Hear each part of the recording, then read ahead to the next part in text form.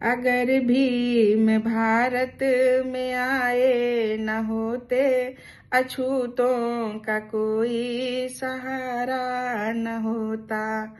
न टूटते हमारे गुलामी के बंधन, अगर माता भीमा का प्यारा न होता।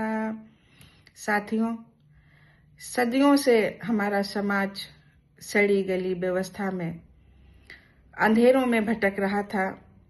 परम पूज्य बाबा साहब डॉक्टर भीमराव अंबेडकर जी भारत में जन्मे और सूर्य के समान वो प्रकाशित हुए और उन्होंने हमें प्रकाश दिखाया।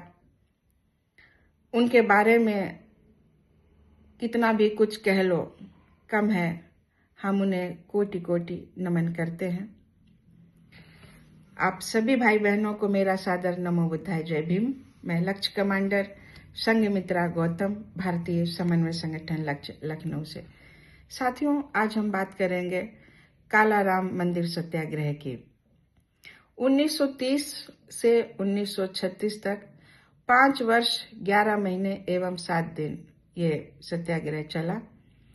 कालाराम मंदिर सत्याग्रह बाबा साहब द्वारा बहुजनों को समानता का केवल एहसास कराने के लिए मंदिर प्रवेश के लिए चलाया गया एक महत्वपूर्ण आंदोलन था।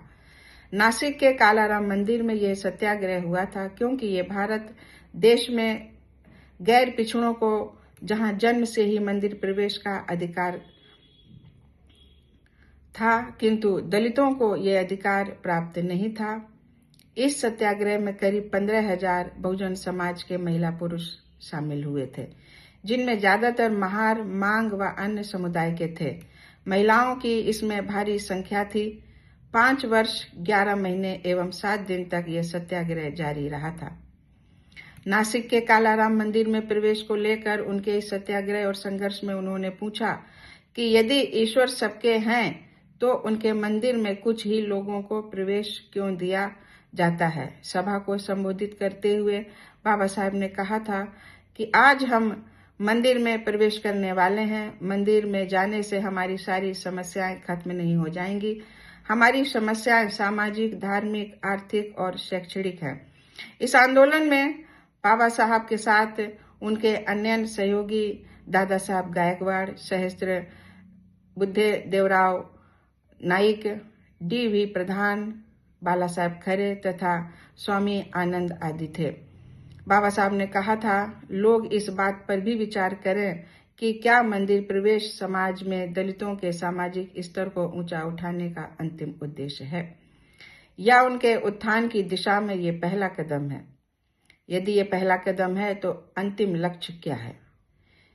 यदि मंदिर प्रवेश अंतिम लक्ष्य है तो दलित वर्गों के लोग उसका समर्थन कभी भी नहीं करेंगे। दलितों का अंतिम लक्ष्य है सत्ता में भागीदारी। पूरे महाराष्ट्र भर से लोग इस सत्याग्रह में शामिल होने के लिए नासिक शहर में आए थे। 2 मार्च 1930 को बाबा साहब की अध्यक्षता में एक सभा आयोजित की गई थी। इस सभा में सत्याग्रह किस प्रकार करना है इस पर निर्णय हुए। अहिंसा के मार्ग से सत्याग्रह करना है, ये सूचना सबको दी गई। अगले दिन 3 मार्च 1930 को सत्याग्रहियों की 4 टुकड़ियां बनाई गईं जो मंदिर के चारों दरवाजों पर तैनात थीं। पुलिस तथा मंदिर के पुजारियों ने सत्याग्रहियों की मांग का विरोध करते हुए मंदिर के सभी दरवाजे बंद कर रखे थे। सुरक्षा कर्मियों ने भी पूरे मंदिर की एक कड़ी बना रखी थी ताकि कोई अछूत मंदिर में प्रवेश न करने पाए। इन सत्याग्रहों पर हमला हुआ, पत्थर बरसाए गए तथा लाठियों से लोगों की पिटाई की गई। इसमें बाबा साहब भी लहूलुहान हो गए थे। हम सबके बावजूद भी दलितों ने गैर पिछड़ों पर हमला कर हिंसा नहीं की क्योंकि अहिंसा से सत्याग्रह करना था। बाबा साहब के इस आदेश का पालन सभी सत्याग्रही कर रहे थे। ये करीब 6 साल तक चला किंतु मंदिर का दरवाजा दलितों के लिए नहीं खुला। महाड़ सत्याग्रह के करीब 2 वर्ष बाद 2 मार्च 1930 को बाबा साहब ने मंदिर प्रवेश सत्याग्रह भी चलाया था, जिसमें नासिक मंदिर कालाराम मंदिर प्रवेश सत्याग्रह सबसे प्रसिद्ध है, लेकिन इसका भी गैर पिछड़ों ने तीखा विरोध किया था और सत्याग्रहियों के साथ हिंसा भी की गई थी। चावदार तालाब का पानी पीने के अधिकार के लिए सत्याग्रह के नतीजे के बाद मंदिर प्रवेश के मंदिर के लिए आखिर बाबा साहब ने क्यों सत्याग्रह किया, इसका उत्तर उन्होंने स्वयं दिया है। मैंने मंदिर प्रवेश संबंधी आंदोलन इसलिए शुरू नहीं किया कि मैं चाहता था कि बहुजन समाज के लोग मूर्ति पूजक बने, अथवा मैं मानता था कि मंदिर प्रवेश का अधिकार मिल जाने से वे बराबरी प्राप्त कर लेंगे तथा इस समाज के अभिन्न अंग बन जाएंगे। मुझे लगा कि यह बहुजन समाज के लोगों को ऊर्जावान बनाने का तथा उन्हें उनकी स्थिति से वाकिफ कराने का सर्वोत्तम तरीका है। महान सत्याग्रह और कालाराम मंदिर प्रवेश सत्याग्रह के बाद बाबा साहब इस तथ्य से पूरी तरह वाकिफ हो गए थे कि यह समाज असमानता की बुनियाद पर खड़ा है और दलितों को इसमें समानता का हक प्राप्त नहीं हो सकता है।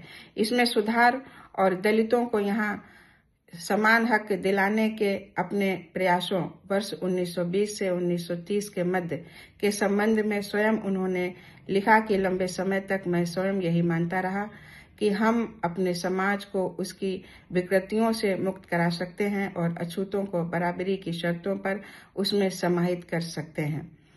महाड में चावदार तालाब सत्याग्रह और नासिक मंदिर कालाराम मंदिर प्रवेश सत्याग्रह दोनों इसी उद्देश्य से प्रेरित थे। इसी को मद्देनजर रखते हुए हमने असमानता की प्रतीक एक प्रसिद्ध पुस्तक का दहन किया और सामूहिक धागा धारण अनुष्ठानों का आयोजन किया था। खैर, अनुभव की बदौलत अब मेरे पास कहीं बेहतर समझ है। आज मुझे पूरी तौर से ये यकीन हो चुका है कि गैर पिछड़ों के बीच रहते हुए डिप्रेस क्लासेस को बराबरी का दर्जा मिल ही नहीं सकता, क्योंकि ये समाज खड़ा ही असमानता की बुनियाद पर है। अब हमें इस असमान समाज का हिस्सा बने रहने की कोई चाह नहीं है। उद्धृत क्रिस्टोफ जयफ्रलो, भीमराव अंबेडकर, एक जीवनी, राजकमल, प्रकाशन, पृष्ठ 45। महान सत्याग्रह और कालाराम मंदिर प्रवेश सत्याग्रह की असफलता के बाद बाबा साहब का असमानता युक्त समाज से इस कदर मोह भंग हुआ कि उन्होंने 12 अक्टूबर 1935 को येवला में दलित वर्ग के सम्मेलन में एक संकल्प रखा। संकल्प में उन्होंने वहां उपस्थित दसियों हजार उत्साही कार्यकर्ताओं के समक्ष धर्म परिवर्तन का प्रस्ताव रखा।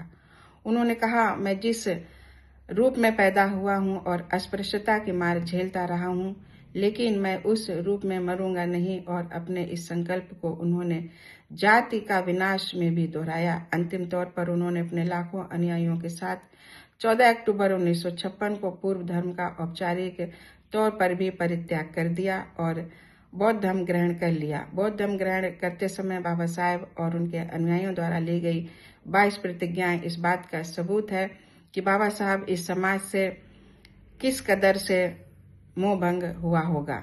वास्तविक रूप से बाबा साहब चावदार तालाब में पानी पीने नहीं गए थे, बल्कि इस तथ्य को साबित करने गए थे कि एक मनुष्य होने के चलते उन्हें भी गैर पिछड़ों की तरह समान हक है। जिस तालाब में अन्य लोग पानी पी सकते हैं, यहाँ तक कि जानवर तक पानी पी सकते हैं, उस तालाब में समाज के हिस्से के रूप में आखिर दलित क्यों नहीं पानी पी सकते हैं।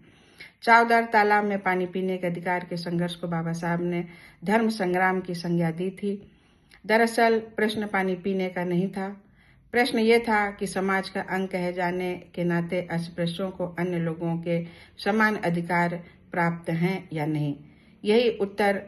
यही तय करने का प्रश्न चावदार तालाब में पानी पीने के प्रकरण का आधार था। गैर पिछड़ों द्वारा दलितों के पानी पीने के अधिकार का विरोध, दलितों के साथ हिंसा और उनके पानी पीने के बाद तालाब को शुद्ध करने की घटना ने यह साबित कर दिया कि वे दलितों को समान अधिकार देने के लिए किसी भी तरह से तैयार नहीं है, भले ही वे उन्हें सिद्धांत रूप से उसी समाज का हिस्सा मानते रहे हों।